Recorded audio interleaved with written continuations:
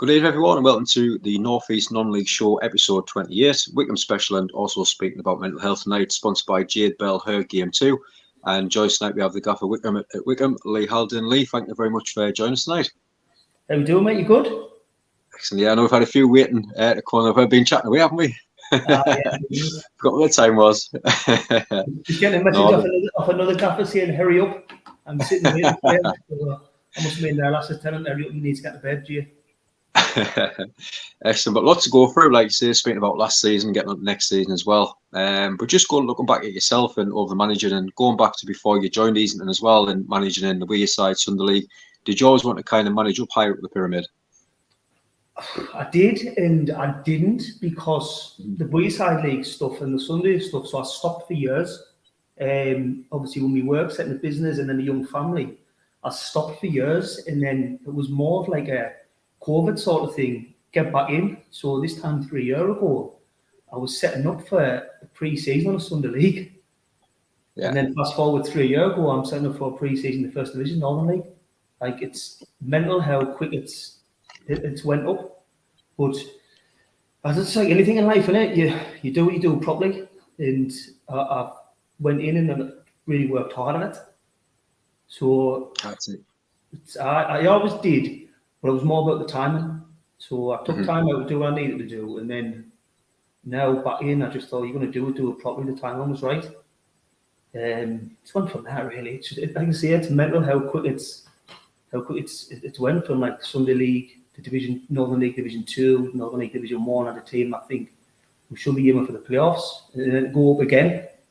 You know, that's getting ahead, but just mental how quick things have escalated. No, and like you say, in the football, it just happens so quick, and like you say, you end up going to Easington and a great time there in Division 2, the playoffs, quarter-finals, semis in the cups as well, and 16 months spell at Easington. How did you think your time went at Easington? Did you enjoy it there? Loved it. Met some friends there that'll be friends for life. Absolutely, really, really loved it. I think when we went in, nobody other than us thought we had a chance. I don't know, looking back, whether Easington have ever been in that position where teams have thought Easington to win the league in terms of March time. But we did get crippled with injuries and massive injuries. Luke Page, Liam Adamson, Ryan Barrow, Dylan Elliott, James Cassidy. That'll go on. The list's massive. And in Division 2, you can't replace that. Yeah. But that's not taking anything away from the three teams that went up, because they deserve to go up, especially Heaton, who were top all season. They deserve to go up. And all three of the teams that went up have stayed up.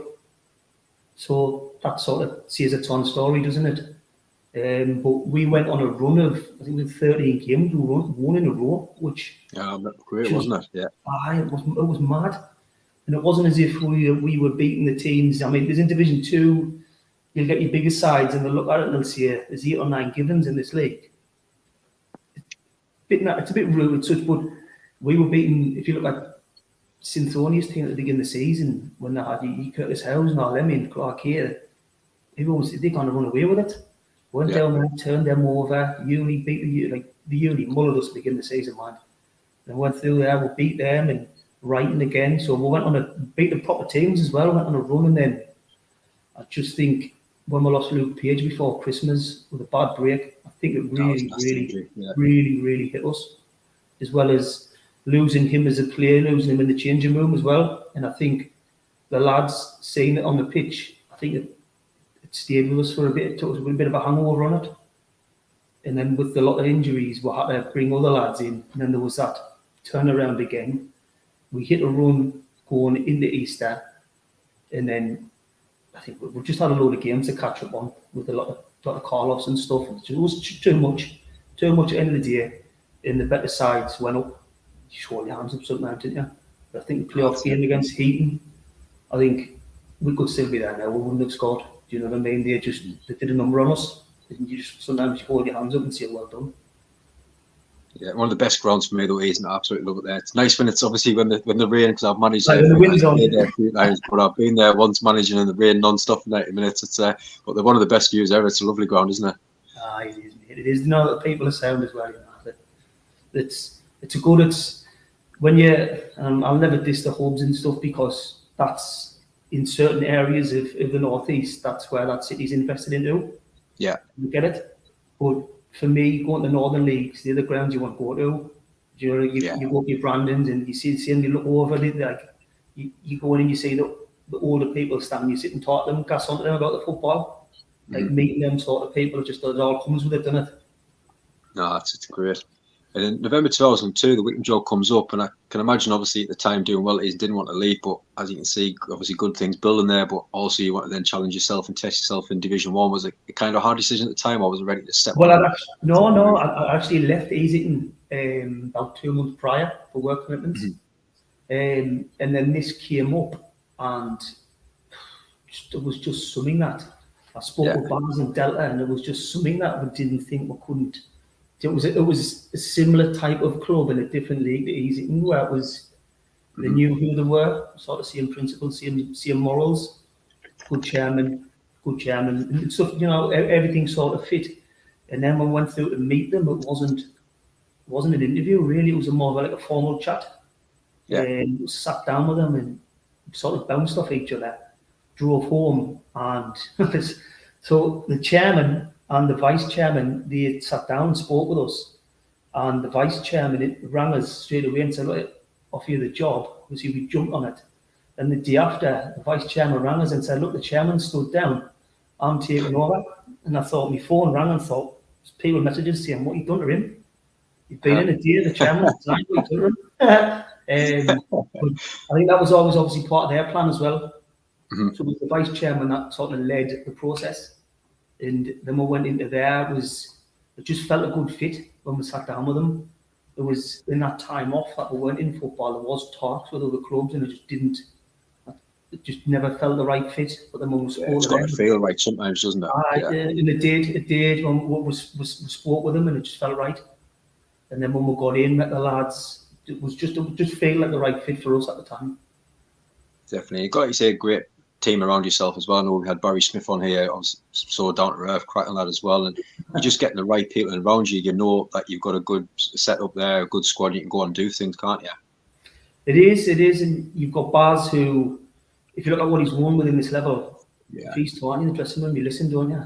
And obviously he has got football-wise, he's got loads of ability, but he got to where he was through hard work and desire and grit and biting down the gum shield. Now, in the Northern, that's what it's about. So if he's taught you, telling you things, you listen, and the same as with Delta. So for me, Delta, if you look at centre-halves in the last 20 years coming out of Sunderland, he's got to be up there. So if you're a young lad and you've got them two taught you and listening to you, trying to advise you, you want to listen, you should listen. So you surround yourself with people like that, you're not going to get wrong, are you? It's always helps, especially like you say, the younger players out there, they just need a helping hand sometimes, don't they, as well? I would do, yeah, because it's obviously years ago you could hammer people, couldn't you? And I'm ex-army, and you get hammered as a blanket.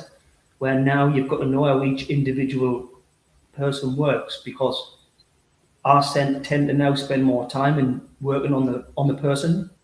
You get the person while the player comes with it, where before that was never really thought of. It was just in as a blanket, as a punishment, and most could take it. Where now you've really, so half time, you give yourself a couple of minutes before you go and think about what you're really going to say to them and how to do it. Where before, I mean, when Baz and Delta were in that league, that wouldn't have happened. They went in getting hammered, there was tables getting flipped, and there'd have been fights. But different era, innit? It's like you say, raise your voice now. You're front of the FA, aren't you, for bullying? I think it's crazy. It's just changed so much, hasn't it? I think Baz bullies the reps now. He's up there all the time. In the first few games you go in, and obviously it always goes one way or the other, the honeymoon period or a couple of losses. In the first couple of games, a couple of losses and a draw. But was there any panic at that point, or did you kind of think, we've got a good enough squad here to kind of push things and turn things around? The first game I went to Gisborough, we had 13 plus Baz. That was injuries and where it was at. So we knew, we saw it, and we saw enough. First half, we should have been out of sight. And then second half, obviously, game of two halves in it, we get caught sucker punch. So we knew we saw enough, and we just knew we needed to add to it. Second game, Northallerton, role reverse. First half, battered. Second half, battered them. We just didn't have enough. But we didn't panic. We just knew it's halfway through the season, it's going to be hard to bring players in. So we just wanted to get the lads on board first. see what we needed, just digest. But then after that, I think we had a few games called off leading up to Christmas, which was a bit of a blessing really, because it gave us support us that time. We bonded with the lads a bit more, had a few training sessions and brought them in really, because we were left field appointment then. Obviously you've got lads from Sunderland coming through to Gateshead, and maybe didn't see it. So it gave us a chance to get the relationship, pull the senior players in, your Dales, your Peasies, the likes of that, and get a bit of bonding with them, training sessions, and then I think we played Heaven in the Vars. Yes. They beat us, but we took them all away, and we came in the changing room after, and normally when you're getting beat and you haven't done enough, lads are digging each other out in the changing room. You can tell that's a bit of a deterrent, where they're either frustrated within themselves or they're frustrated at others, so they look for that grievance. But when you come in, you know you've done enough, and you've got that buzz in the changing room still, that bit of crack. You know you've done everything you can, and that's pretty much all you can do. So after that game, there was the buzz in the changing room. I thought that was it, and then from then on, I think we got some results in our way, like. Yeah, like you said, moving on, it just literally got better as the season gone. I mean, some of the highlights, the standout wins against Heaton, Bishop, Ashton, and some really good draws in there as well. He must have been proud of the squad as the months kind of went on as well. It was. We died, the lads, they grew. We changed how they wanted to play, and obviously that took time. The lads had suffered. The manager left, so a lot of them players were brought in by the old manager. So there was that period of turning it around. It's not the Premier League, you know what I mean? You're bringing in national manager and you get the bounce effect. It just doesn't happen. So again, we were bought time with the fixtures called off, which allowed us to bring one or two players in. Kai Pattons, Alex Nelson, Dan Turner's, all them sort of came in and they made a massive difference to us. Tom Romano came on a little bit later. He made a huge difference as well. But the gap between the fixtures allowed us that time to bring the right player in, but also see what we had. Now, we sold two. One went to concert, a winger, Greenwood, who he did well for us. We also sold, for me, I thought was the best keeper in the league, Nathan Harter. Yeah. Who was his next pro. So what happened with that one, there was another club, I'm not mentioning that the respect of the other club was, they came in and it didn't materialise, and obviously Nathan was a little bit disappointed with it. And then Mask came in. There was Carl Jarrett and their chairman, and they just dealt with it superb. Look, we're interested in the lad. The chairman's dealt sort the money out. It was just done straight away. And out of respect for Nathan, because he wants to go back high, he just went. I couldn't be, or the chairman couldn't be the ones responsible for the ones who denied him chance. And as much as it killed us, sometimes you just got to do what's right for the lad. So we lost him, which was massive. I thought he was the best in the league, but it's just my opinion. So we lost him, and then we'll bring Nick in from Bishop again, and he's up there. Well, Nick's played a few games, done really well, and then he's done his shoulder. That was him out for the season, which was a huge blow. And I sort of felt lucky really, because with Baz's connections at Shields, he got in touch with Neza, and they gave us a young kid called Kyle Seymour, who was massive unknown, 17-year-old. You think, it's a big task. Debut away to Bishop, man of match. Just so a little bit of in football you need luck, didn't you? So we felt lucky a little bit with things, but at the same time we've really worked our pods off as well. So with hard work comes luck, didn't it? No, really good. I mean, especially March and Hughes saying the title race. To be fair, the two wins against Bishop and Ashton, and you kind of look at that late on the season, and you kind of go to the cheering room after games. You know, I would imagine that you're saying to the players, "Look, well, this is what we can do going into the next season as well. You can beat these teams. Let's go and now compete at that top end. Obviously, pushing on further where you finish as well." It is. I had loads of messages from the Cliff lads as well. Tell us what you want to drink. But that was us. I think that was when things started dropping. You know, the pennies started to drop with the lads, and vice versa. We knew what worked with them. They knew what worked with us and how to do it. And also, if we get them on the glebe on our pitch, we know, and we've got it drilled in them that nobody leaves there with anything. So if we get teams on there, you know, we'll always turn them. But the Bishop game away on the big pitch, especially, was they did turn us on the glebe the second half, and they've done a number on us. So we went down there, and I think that was in the lads' mind as well. You know, we need to sort this out. Really done a job on them down there as well. No, it was really great wins as well. I mean, coming into the club, obviously late in November time, not obviously starting from the start of the season, but now you've got your first pre-season at work with the lads all summer. We've just been talking about how busy you've been since that final whistle. I imagine it's been, as you say, non-stop. It's mental, honest. It's mental. You got to carry your phone charge about your pre-season. I hate it. It's mental. You know, you get lads who they just love the thrill of the chase and signing and transfer. I hate it, honestly. Like I said to you earlier, like during the season, at least I come in, my missus knows I'm out that day, and it's matches. You're coming in now, and she's like, where are you going? I'm going to meet you play in a coffee shop. I'm going to meet lads at the ground, try and get this done. You relate to the chairman, I'm related to Delta Baz. I think we've got it done, and you haven't, and then you're trying with somebody else. It's a nightmare, but the players want the best for themselves as well, don't they? And it's hard work, like, honestly, pre-season. And I think for any manager, I think it's why I've got respect for them all. You might not necessarily get on with them, I like them, but you also have to hold that level of respect for them as well, because they still go through the same thing, and they go, for every pain you have, they have it. For every success you have, they'll have the same as well.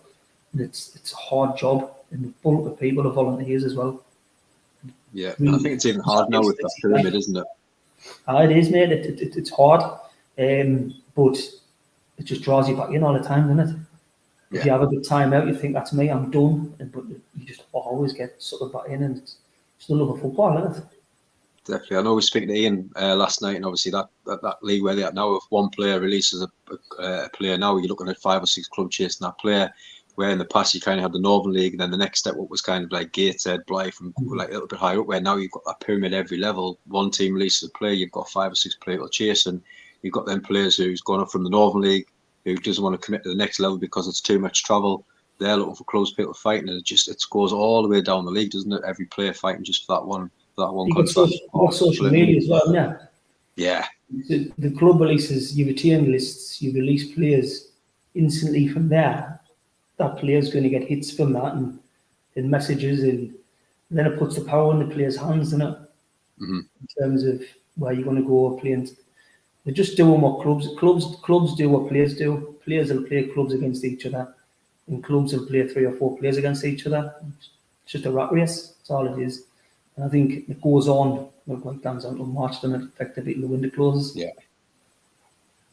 I know I've got a long time to go on it, but I mean, looking kind of obviously now in the players that you've possibly got lined up to come in and the pre-season plan, the friendlies and everything, what's your kind of aims looking at next season in the Northern League? Just to progress, just one step at a time. The club know who they are. They know which lane they want to be in, and it's just one step at a time. So don't outgrow yourself. Just do it right.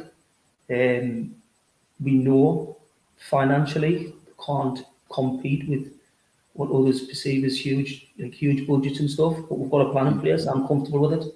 The club's comfortable, so we'll do it our way. Like we signed another young lad today. Just give them a chance, let them grow, and that's the route we're going to go. Bring people in, let them build them in. We're not going to do it in a season, so build for a few, do it the right way. So that's the approach we're taking, and I'm comfortable with it. I'm happy with it, rather than the pressure of there's a huge budget, you have to get out of the league this season, and it becomes ruthless. You can imagine teams want to beat them teams, don't they, as well? When you see the money took around, you get obviously the financial pressure that comes with it as well. The manager then he's got to deliver, and you lose yourself, you lose your club in terms of sort of your principles, your morals, because it's just 2-3 bad games, gone, next one, because you have to keep on that rat race to get to that end goal. And I'm comfortable and happy with what we're doing and where we're at. I just find that more enjoyable, and I think if you get there doing it right, it'll be more enjoyable at the end doing it. Yeah, no, that's it, isn't it? Just how I perceive it. Obviously, other people might find it different, but that's just how I would see it. Oh, really good. And I mean, looking at the pyramid as well, I always kind of ask managing players that's been on, and we just mentioned there the gap in the past years where kind of stepping up from the Northern League to then possibly playing for Gateshead in the Conference North, for example, and stuff. Now you've got that step almost every level.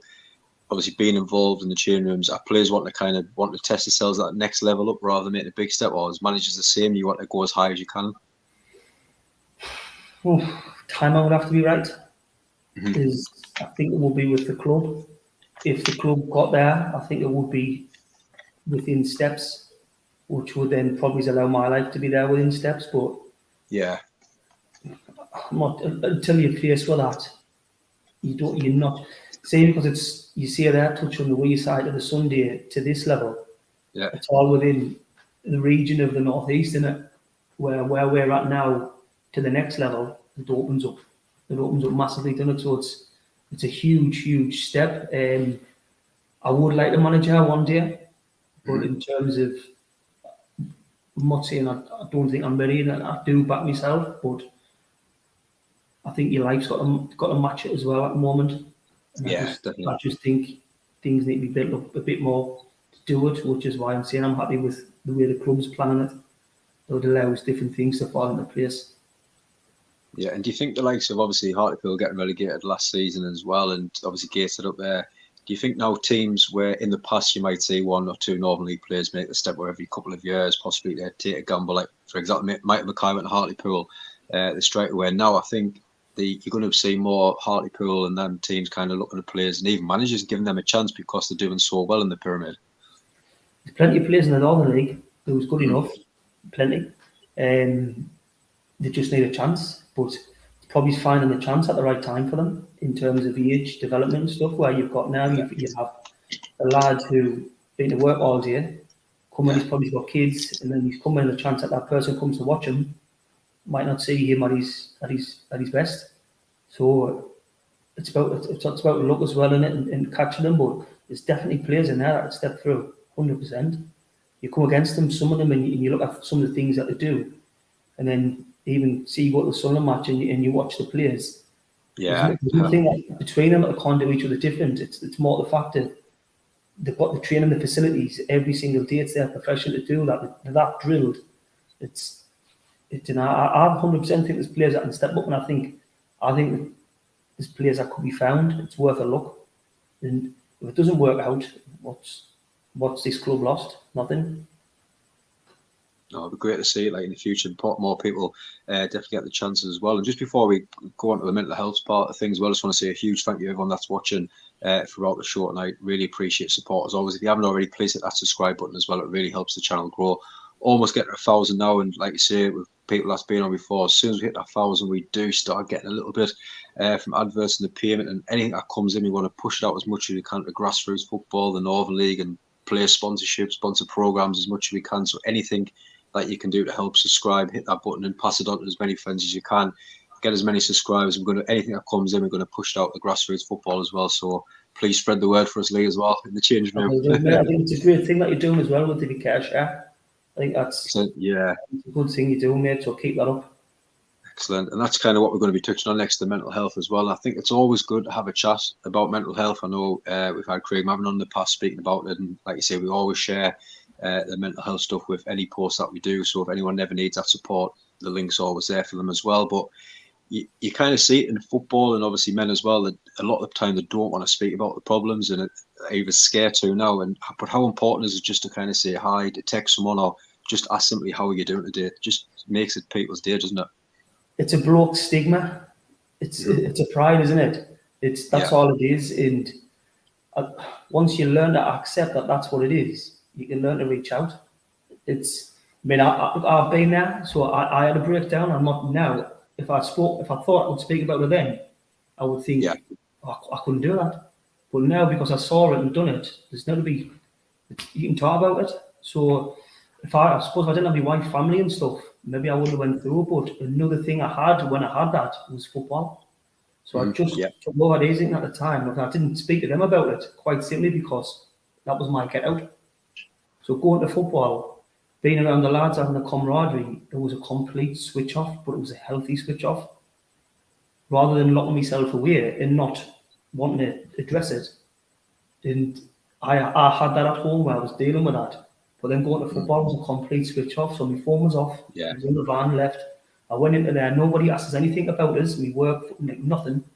Going into football was completely about football. So in camaraderie, when you win, there's no better thing, is it, with a group of lads when you win? You know, and it was my pickup, it was my sort of adrenaline thing for it again, and it helped sort of make you realise that there is stuff there for you. And in terms of, I just think football can be a way out for people as a help, not sort of locking yourself away. And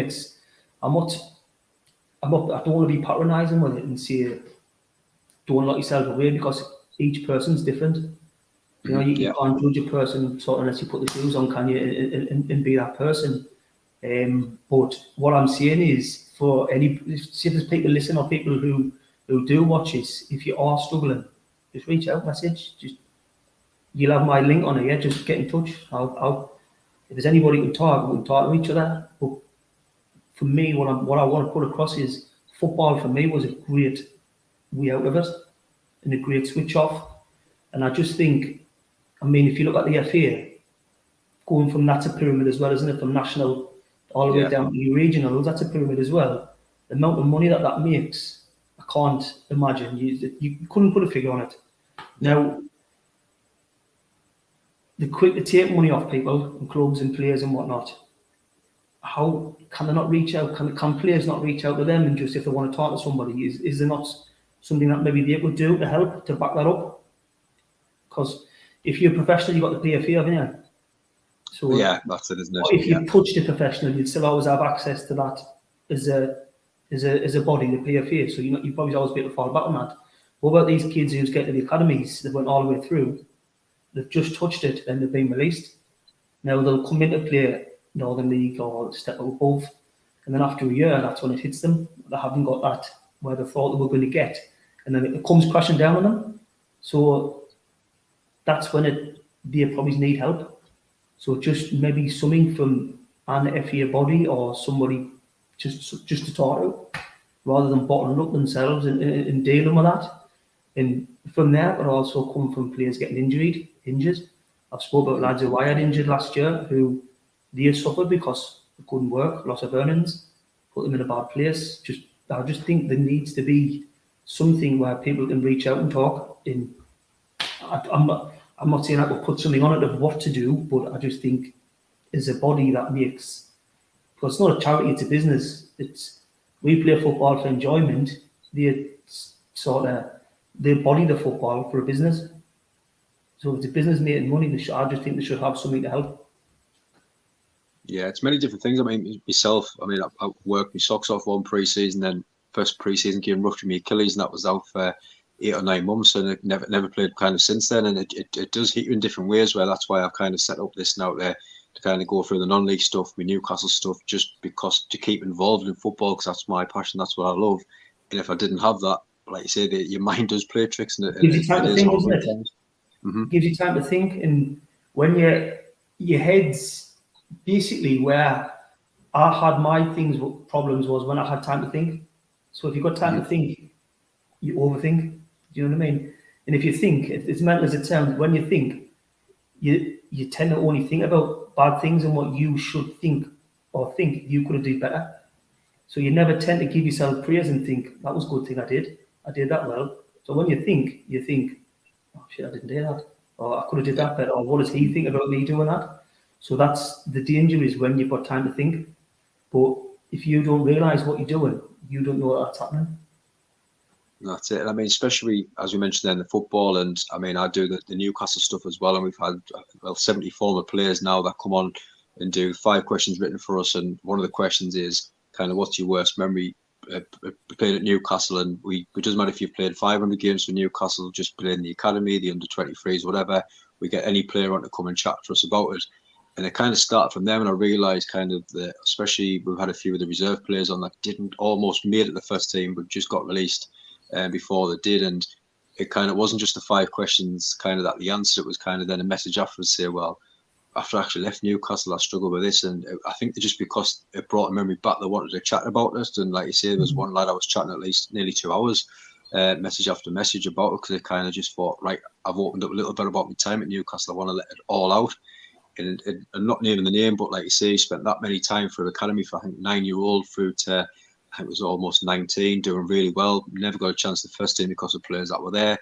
And all of a sudden going from thinking, right, I'm going to be playing for Newcastle United to not even playing normally. I think he was just playing local football just to try and enjoy it again. And he just didn't have another way out. And he just thought, well, is there any point in carrying on? Luckily, thankfully, he did. But a lot of young players just don't know how to cope with that, do they? See, the thing is there, though, James, what you did and did well there, you've not reached out, but he hasn't really known you. Mm-hmm. So he can open up a lot more because he doesn't obviously know you. So that 2-hour conversation you've had with him, right? You've got to the bottom of where he was failing and why. So he's opened up, and he's realised. And what you've said there, he's then progressed, and so he's got to a better place by opening up. Yeah. Which is what I'm trying to say, that as a man, we need to get rid of the stigma of you can't, or you feel ashamed to. You shouldn't. It's a completely normal thing. Yeah, but 100%, especially the Northern League. I watched a load of Division 2 games last year around the hub and stuff, and there's a lot of younger players now playing. And like you say, yes, they may have not beaten the academies, and they might just be starting out in the Northern League. But like you say, and everyone's going through different things. But in life at the minute, obviously, like mortgages, jobs, people losing jobs and stuff like that, you just don't know how anyone's affecting it. But like you say, from the Premier League, yes, they get looked at by the PFA, but like you say, something just needs to be put in place locally by the Durham FA, don't they? Just a suggestion, even if it was somehow put to them, is, do you think you could do anything with this idea? They may shoot it down, they may not, but I just think it's something worth potentially fighting for. I really do, because the amount of players that fall out of love of football and don't play again, it could be a way to help them. It's something that you get in with, and it could be football, it could be boxing, it could be just anything, any form of sport that just keeps you switched off from being in that moment of overthinking. I just think it's worth putting out there. I really do. And I just think if you've got things going on, I just think you need to be able to have the confidence to talk out and not think there's something wrong with you for doing it. And I learned that the hard way. And not people, I wouldn't want seeing people in that situation as well. So I just think you should, just know that it's all right to be able to talk. Definitely, like you say, you mentioned your struggles, and yourself probably even seen it in changing rooms that we've managed as well. And you just say you just don't know what people's going through. But I mean, anybody that's watching now, I mean, what message would you give to anybody that's watching on who is kind of struggling? Just reach out, and the easiest thing to do is speak to people you probably don't know, because you feel like you're putting a burden on the people that you love and care around you. So you'll almost overthink it, thinking you don't want to put that on them because you don't want to disappoint or hurt. If it's the easiest thing for you to do is speak to somebody you don't know, there's plenty of crisis teams and stuff like that. Obviously, you've got one. If you care, you share. Yeah. If anybody's listening to this who's in the same position, you've got my links on here from you doing this. Just get in touch. There's no shame. It doesn't matter. Just talk rather than bottom up. No, definitely. And just before we go into kind of looking forward to next season as well, just I've got to ask, because I know I've just been watching it last week with Dan Byrne obviously coming along.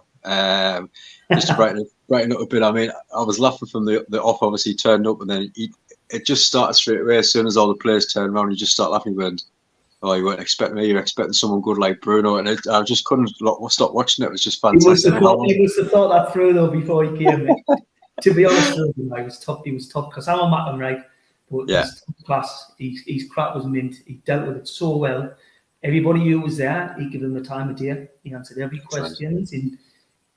He went out of his way to find out a bit about us as well before he came. And, I mean, look, on a Tuesday night, he'd rather be doing something else, wouldn't he? He's back in Champions League, he'd rather be doing something else, but he sucked it up, and he did really well. Like, so he was a credit to himself that night. He really was. Yeah, I think it's just nice when professionals just take a little bit of time out to show a bit of interest in the non-league and grassroots, especially with being a local lad as well.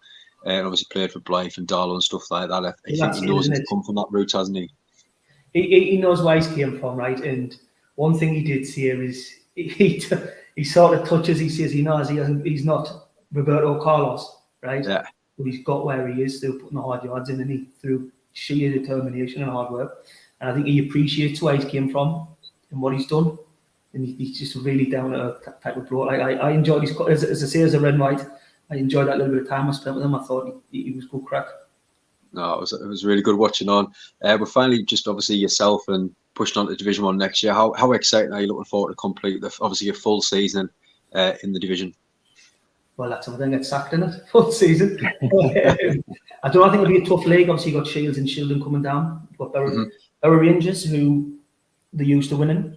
They've won for years. You've got teams again. I think West Allotment will shock a lot of teams again next season. I don't think that was a fluke. I think they'll be back up there. Heaton have strengthened well, really, really well. And then you've got the other sides that are up there. I mean, Bishop, they've got a great side. They'll probably bring in more again. And then there'll be shocks, there'll be surprises. The teams that you think is going to be up there will be down, and vice versa. I just think for us, our message to within ourselves is just keep doing what we're doing. Just year in, year out, day in, day out, week in, week out. Just keep improving that little bit. And keep going through. We don't put too much pressure on ourselves. Just keep doing things right. Excellent. But no, we wish you the very best of luck next season. Hopefully, get you on next season talking about another good season at Whickham. Mate, thanks very much for having us on, James. Thanks very much, mate. Excellent. But no, again, everyone that's been watching as well, thank you so much for watching on us. Like you say, anyone want to reach out, we always say, yeah, myself, Lee, If You Care, Share Care Foundation, it's always in our links that we advertise all our shows. Always speak up, best way to be. But no, thank you very much, Lee, and enjoy next season as well. Cheers, mate. Thanks, James. Take care.